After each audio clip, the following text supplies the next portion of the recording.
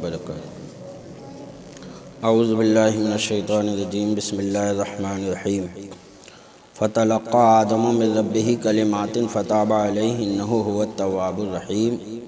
پھر سیکھ لیے آدم نے اپنے رب سے کچھ کلمے تو اللہ نے اس کی توبہ قبول کی، بے شک وہی بہت توبہ قبول کرنے والا مہربان ہے۔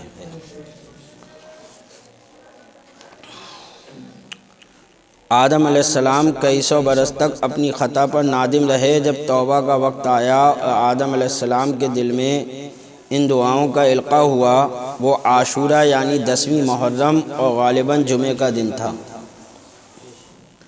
یعنی جس دن حضرت آدم علیہ السلام کی توبہ قبول ہوئی وہ محرم کی 10 تاریخ تھی اور دن جمعے کا تھا۔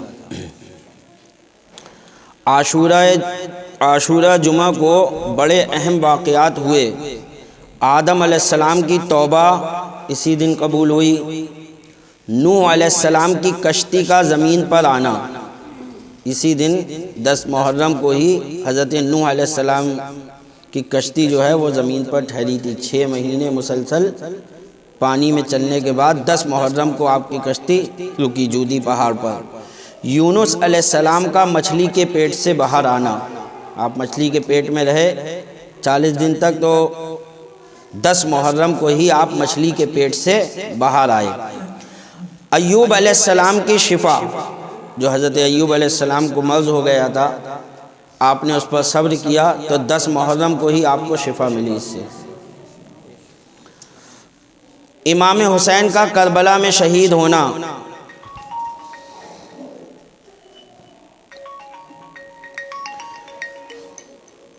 سب 10ویں محرم کو ہوا۔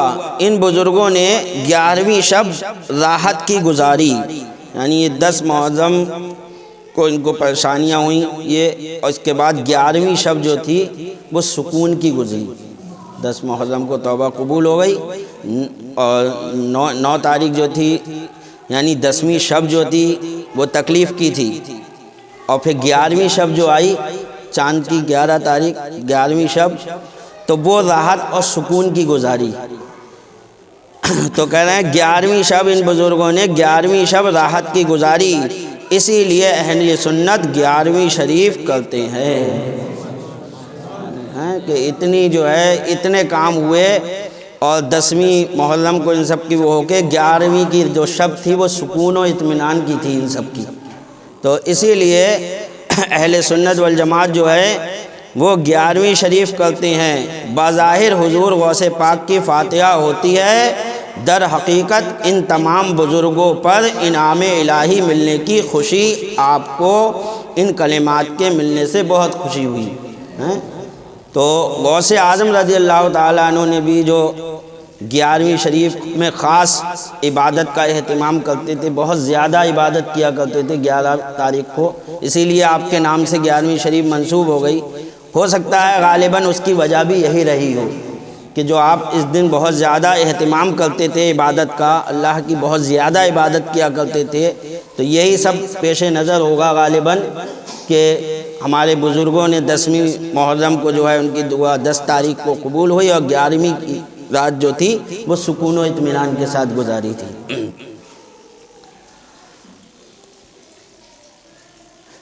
آپ نے وضو فرمایا اور خانہ کعبہ کے سامنے کھڑے ہوئے، یعنی حضرت آدم علیہ السلام نے وضو کیا اور خانہ کعبہ کے سامنے کھڑے ہوئے، 2 رکعت نماز ادا کی اور پھر ان کلمات سے دعا مانگی۔ جب آدم علیہ السلام جنت سے تشریف لائے تھے تب ان کے چہرے مبارک کا رنگ سیاہ ہو گیا تھا، اور توبہ قبول ہونے کے بعد ان کو حکم ہوا کہ چاند کی 13ویں اور 14ویں اور 15ویں کا روزہ رکھو۔ چاند کی 13 تاریخ، 14 تاریخ اور 15 تاریخ، ان 3 تاریخوں میں آپ روزہ رکھو۔ چنانچہ آپ نے یہ روزے رکھے اور ہر دن میں جسم کا تہائی حصہ اصلی رنگ پر آتا رہا۔ 15ویں تاریخ کو تمام جسم پاک اصلی رنگ پر آ گیا۔ یہ تینوں روزے نوح علیہ السلام کے زمانے تک فرض رہے۔ اسلام میں بھی کچھ زمانے ہر مہینے کی یہ 3 روزے فرض رہے۔ اسلام میں بھی شروع یہ 3 روزے ہر مہینے کی 13، 14، 15 تاریخ کے روزے فرض تھے۔ اب فرض تو نہیں مگر سنت ہیں۔ توبہ قبول ہونے کے بعد عرفات کے مقام میں حضرت حوا سے ملاقات ہوئی اور ایک نے دوسرے کو پہچانا، اسی لیے اس میدان کو عرفات کہتے ہیں، یعنی پہچاننے کی جگہ۔ 300 سال بعد کے بعد ملے، ایک دو کتنی لمبی جدائی تھی، تو 300 سال بعد ملے عرفات کے میدان میں، وہاں ایک دوسرے کو پہچانا، تو اس کو عرفات اسی لیے کہا جاتا ہے، یعنی پہچاننے کی جگہ۔ جب آدم علیہ السلام جنت سے آئے تھے تو ان سے عربی زبان بھی سلب کر لی گئی تھی، پہلے عربی بولتے تھے لیکن عربی زبان سلب کر لی گئی تھی، یعنی بھلا دی گئی تھی۔ اتنے روز تک سریانی زبان میں کلام فرمایا، توبہ قبول ہونے کے بعد عربی زبان پھر عطا ہوئی۔ پھر حضرت جبرائیل نے تمام عالم کے جانوروں کو آواز دی کہ اے جانورو، حق تعالیٰ نے تم پر اپنا خلیفہ بھیجا ہے، اس کی اطاعت اور فرمانبرداری کرو۔ دریائی جانوروں نے اپنا سر اٹھا کر اطاعت ظاہر کی اور خشکی کے جانور آپ کے آس پاس جمع ہو گئے۔ آدم علیہ السلام ان پر ہاتھ پھیرنے لگے، جن پر ان کا ہاتھ پہنچ گیا وہ اہلی اور خانگی رہا، جیسے گھوڑا، اونٹ، بکری، کتا، بلی وغیرہ، اور جس پر آپ کا ہاتھ نہ پہنچا وہ جنگلی اور وحشی ہو گیا،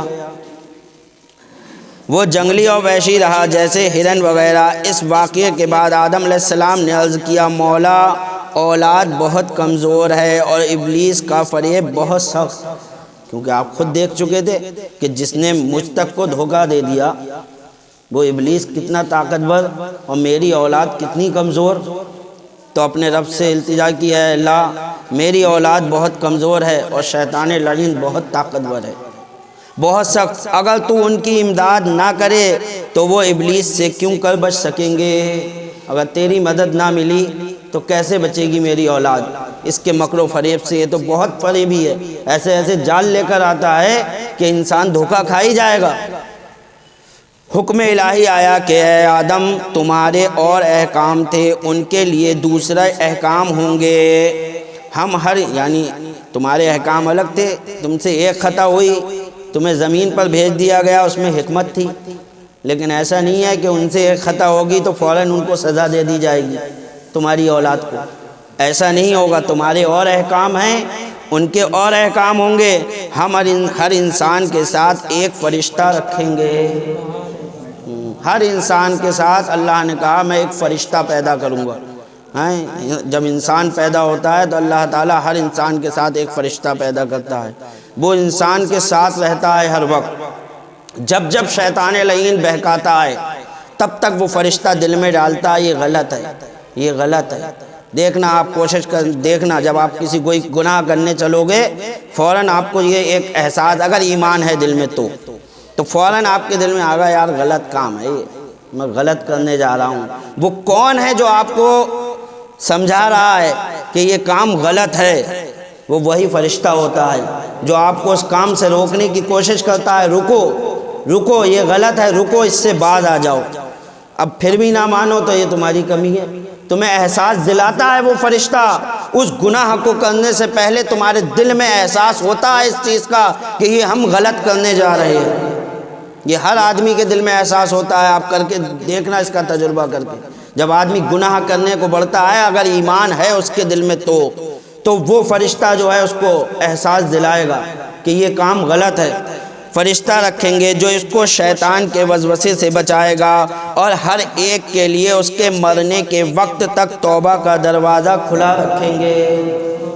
پھر بھی اگر کر لے گا تب بھی ہم جو ہے ایک دم اس کے اوپر عذاب الہی نہیں نازل فرمائیں گے، ہم مرتے دم تک جو ہے اس کے لیے توبہ کا دروازہ کھول رہے ہیں۔ مرتے دم تک ہم تیری اولاد کو جو ہے موقع دیں گے کہ توبہ کر لے، توبہ کر لے۔ مرنے سے پہلے بھی اگر وہ توبہ کر کے مر گیا تو اس کے تمام گناہوں کو معاف کر دیں گے۔ تو بولو کتنا بڑا ہتھیار ہے یہ، ہتھیار تو دیکھو اپنے رب کا۔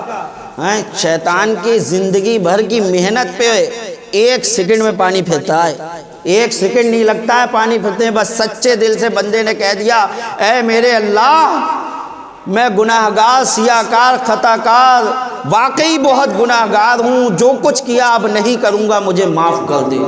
بس یہ کلمات کہنا دل سے پکا ارادہ کر لینا کہ جو کیا اب نہیں کروں گا۔ شیطان کی جو ہے 60 سالہ زندگی، آپ کی 70 سالہ زندگی میں جتنے گناہ کرائے ہیں اس نے، اس کی ساری محنت پر پانی پھیر دیا، اور آپ گناہوں سے ایسے پاک ہو گئے جیسے ماں کے پیٹ سے ابھی پیدا ہو گئے۔ تو یہ اتنا بڑا ہتھیار اللہ نے دیا ہے توبہ کا، اور ہم پھر بھی اس کو استعمال نہیں کرتے۔ اگر آج کسی کو توبہ کراؤ تو توبہ کرتے ہوئے ہچکچاتا ہے، ارے مولانا صاحب نے سب کے سامنے کہہ دیا مجھ سے، بتاؤ یار میری بے عزتی کر دی، اکیلے میں بلا کے کہہ دیتے، وہاں کہہ دیتے، وہاں۔ توبہ میں اللہ کے رسول نے فرمایا جلدی کرو، اتنا بڑا ہتھیار تمہیں مل گیا کہ شیطان لعین جو اتنا پاورفل، اتنا طاقتور، اس کے سارے منصوبوں پر صرف آپ کے ایک توبہ کا ہتھیار پانی پھیر دے رہا ہے، اور آپ اس میں بھی جو ہے اپنی توہین سمجھ رہے ہو، اس کو کرنے میں بھی۔ بہت افسوس کی بات ہے، ہر وقت جو ہے اپنی توبہ میں جلدی کرو، اپنے گناہوں سے باز آؤ۔ موت کا فرشتہ کب ہمارے سر پر آ کر کھڑا ہو جائے ہمیں پتہ نہیں۔ ہمیں توبہ میں ہر وقت جلدی کرنا چاہیے، اپنے رب سے اپنے گناہوں کی توبہ کریں۔ تو کہا دروازہ موت کے وقت تک کھلا رکھوں گا، تو موت کا وقت ہمیں پتہ تھوڑی ہے۔ اب جنہوں سوچیں گے ارے امام صاحب کہہ رہے ہیں، لکھا ہوا ہے اس میں کہ مرنے کے وقت تک توبہ کا دروازہ کھلا رکھیں گے، تو ابھی تھوڑی مر رہے ہیں۔ بہت سے لوگ یہی سوچتے، اگر نہیں سوچتے تو پھر داڑھی رکھ نہیں لیتے۔ اگر یہ معلوم سوچتے کیا معلوم میں ابھی مسجد سے نکلتے نکلتے مر جاؤں، تو داڑھی رکھ لیتے۔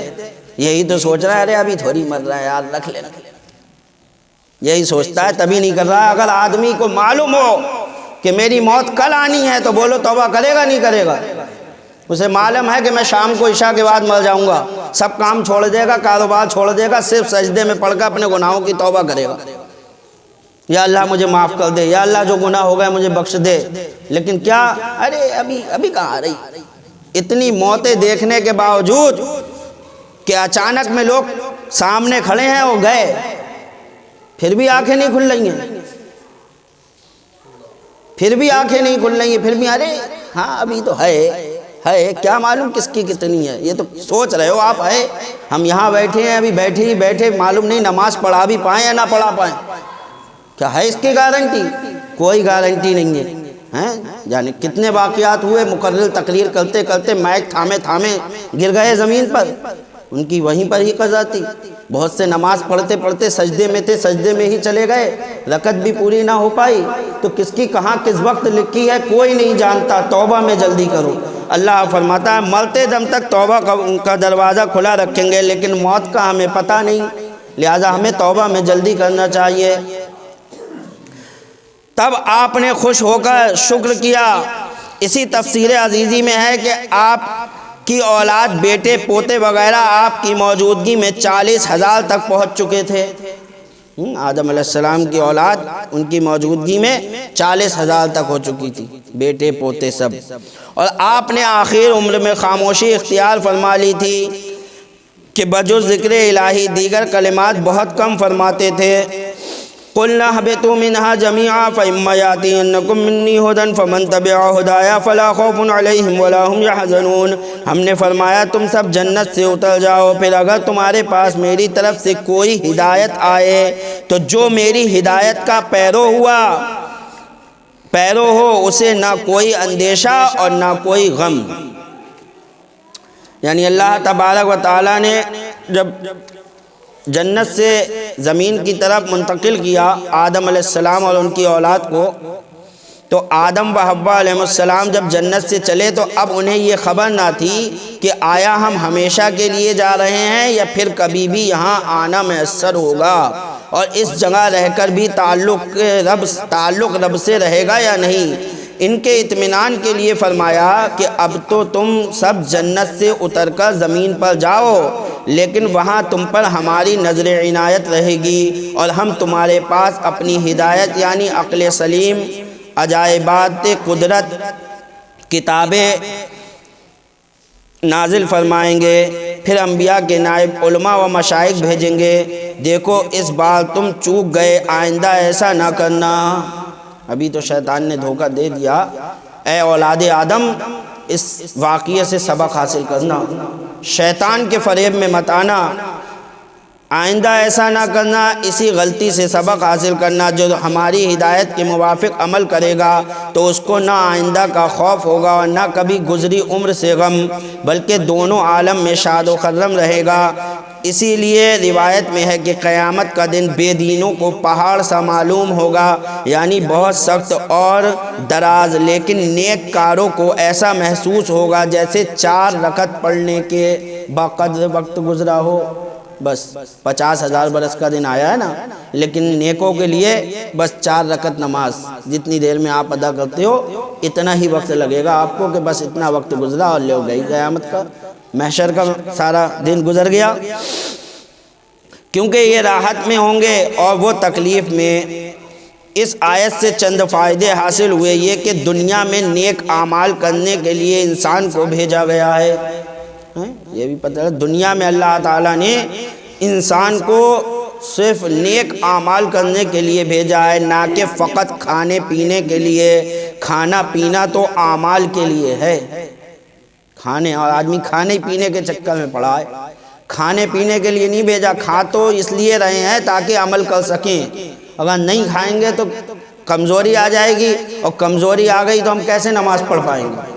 تو اس لیے کھانے کا حکم ہے کہ کھاؤ اور پیو، تاکہ اتنا جی سکو، اتنی طاقت رہے کہ اللہ کی بارگاہ میں عبادت کر سکو، ضرورت پڑے تو اسلام کے لیے تلوار اٹھا سکو۔ لیکن کھانے پینے کو ہی دنیا نے سب کچھ سمجھ لیا، کھانے پینے اوڑھنے کو، اسی کو ہی اپنی زندگی سمجھا ہوا ہے مسلمان ہے۔ مسلمان تو دنیا میں کھانے پینے اوڑھنے کے لیے نہیں آیا ہے، تو دنیا کے رنگ رنگیلیوں میں لگنے کے لیے نہیں آیا۔ اللہ نے تجھے عبادت کے لیے بھیجا، اللہ نے تجھے عبادت کے لیے بھیجا ہے، عبادت کر۔ والذین کفروا وکذبوا بآیاتنا اولئک اصحاب النار هم فیہا خالدون، اور جو کفر کریں اور میری آیتیں جھٹلائیں تو وہ دوزخ والے ہیں، ان کو ہمیشہ اس میں رہنا ہے۔ جو لوگ میری ہدایت کو قبول کریں گے، میری طرف سے بھیجی ہوئی ہدایت کو، جو سیدھے راستہ پر چلیں گے، ان کو تو انعامات بتا دیے کہ اللہ ان کو انعام دے گا، اور جو کفر کریں گے اور میری آیتوں کو جھٹلائیں گے تو وہ سب دوزخ والے ہوں گے۔ اولاد آدم میں ہی پتہ چلا جنتی بھی ہوں گے اور جہنمی بھی ہوں گے، ان میں ہمیشہ رہنا ہے۔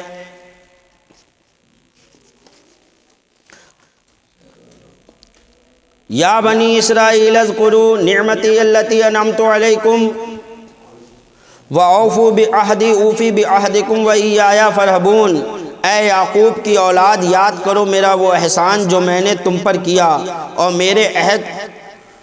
میرا عہد پورا کرو، میں تمہارا عہد پورا کروں گا، اور خاص میرا ہی ڈر رکھو تم لوگ۔ یعقوب علیہ السلام کی اولاد جو ہے یہ بنی اسرائیل کو کہتے ہیں۔ بنی اسرائیل، اس کو یہ یعقوب علیہ السلام کی قوم ہے، یعنی یہودی۔ صاف صاف لفظوں میں سنیے، یہودی جو ہیں یہ بنی اسرائیل کہلاتے ہیں۔ تو حضور صلی اللہ تعالیٰ علیہ وسلم کے زمانے میں مدینے میں یہودی تھے، اور جب حضور صلی اللہ تعالیٰ علیہ وسلم مدینے میں تشریف لائے تو انہوں نے سرکار کا کلمہ نہیں پڑھا، تو اللہ تبارک تعالیٰ نے ان سے کہا قرآن میں کہ اے یعقوب کی اولاد، اے بنی اسرائیل، یاد کرو میرا وہ احسان جو میں نے تم پر کیا، اور میرا عہد پورا کرو، میں تمہارا عہد پورا کروں گا، اور خاص میرا ہی ڈر رکھو تم لوگ۔ بنی اسرائیل خوف اور حسد کی وجہ سے اسلام قبول نہ کرتے تھے، کیونکہ ان کا خیال تھا کہ بنی نبی آخر الزماں بھی ہمارے ہی خاندان سے ہوں گے۔ یہ سمجھتے تھے کہ جیسے تمام نبی جتنے آئے سب بنی اسرائیل میں ہی آئے، تو ایسے ہی اب جو آخری نبی آئیں گے، یہ تو معلوم تھا کہ آخری نبی تشریف لائیں گے، اور یہ مدینے والوں سے کہتے بھی رہتے تھے جو بتوں کی پوجا کرتے تھے ان سے، انصاریوں سے، کہ آخری نبی تشریف لائیں گے، ہم ان کے ساتھ مل کر تم سب کو ختم کر دیں گے۔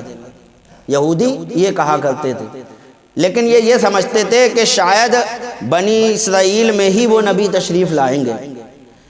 جب اولاد اسماعیل میں یہ آفتاب چمکا، اور بنی اسرائیل میں آئے نہیں، آپ بنی اسماعیل میں آئے، حضرت اسماعیل علیہ السلام کی اولاد میں آپ پیدا ہوئے، یعنی حضور صلی اللہ علیہ وسلم کی جلوہ گری ہوئی، تو یہ لوگ جل کر سیاہ خاک ہو گئے۔ حق تعالیٰ نے ارشاد فرمایا کہ اے بے وقوفو، تم اپنے انعامات کو بھی یاد کرو۔ پہلے اپنے انعامات تو دیکھو، اللہ نے تمہیں کتنے انعامات دیے، کتنے نبی تمہاری جو ہے قوم میں پیدا کیے، سارے نبی، حضرت اسحاق، حضرت یعقوب، حضرت یوسف، دیکھتے چلے جاؤ، سب بنی اسرائیل میں ملیں گے۔ تو اللہ کا انعام تو دیکھو، اللہ نے کتنے نبی تم میں بھیجے ہیں، ایک نبی نہیں بھیجا تو تم چڑ گئے، تو کتنے نبی بھیجے ہیں۔ انعامات کو بھی یاد کرو کہ تم میں انبیاء علیہ السلام بھیجے، کتابیں نازل فرمائیں، تمہیں غلبہ دیا، حکومت اور عزت عنایت کی دولت اور سلطنت عطا فرمائی، جلالت وحشت تمہارے حصے میں آئی، علم و فضل تمہیں دیا گیا، جاہ و جلال تمہیں بخشا گیا۔ اب اگر آخری نبی بنی اسماعیل میں تشریف لے آئے تو اس میں تمہارا کیا بگڑ گیا؟ کیا رب کی ساری نعمتوں کے تم ہی ٹھیکیدار ہو؟ اتنی نعمتیں دے دیں، اب اگر اللہ نے کسی دوسرے اس میں دے دیا تو تم ٹھیکیدار تھوڑی ہو رب کی نعمتوں پہ۔ اللہ کی نعمتیں ہیں، جس قوم پر چاہے عنایت کر دے۔ کوئی ٹھیکیدار ہے کوئی قوم یہ سوچے کہ ہمارے اوپر ہو رہی ہیں تو ہم ہی پر ہوتی رہیں گی؟ اللہ کی نعمتیں ہیں، وہ جس قوم کو چاہے اس کو اس میں عطا کر دے۔ تو رب کی ساری نعمتوں کے تم ہی ٹھیکیدار ہو۔ اس حسد سے باز آ جاؤ اور اپنی تمام نعمتوں کو یاد کر کے اپنا وہ وعدہ پورا کرو جو تم نے ہم سے کیا تھا کہ جب نبی آخر الزماں تشریف لائیں گے تو ہم ان پر ایمان لائیں گے۔ یہ وعدہ کیا تھا بنی اسرائیل نے، تو اب نبی آخر الزماں تشریف لے آئے تو تم سب ایمان لے آؤ۔ ہم نے جو تم سے وعدہ کیا ہے پورا کر دیں گے، یعنی تم کو غلبہ دیں گے اور دنیاوی نعمتوں سے مالا مال کر دیں گے۔ تم اپنا وعدہ پورا کرو، اللہ اپنا وعدہ پورا کرے گا۔ وہ تمہیں دنیا میں عزت بھی دے گا اور غلبہ بھی دے گا اور مال و دولت بھی دے گا، اور تم کو جو اپنی آمدنی وغیرہ بند ہونے کا ڈر لگا ہے اس کو دل سے نکال دو، صرف ہم سے خوف کرو۔ اگر تم ایمان لے آئے تو دیکھنا کہ تمہاری عزت اور آبرو، مال و دولت وغیرہ میں ترقی ہوگی۔ تو یہ بنی اسرائیل کو اللہ تعالیٰ نے سمجھایا۔ حضور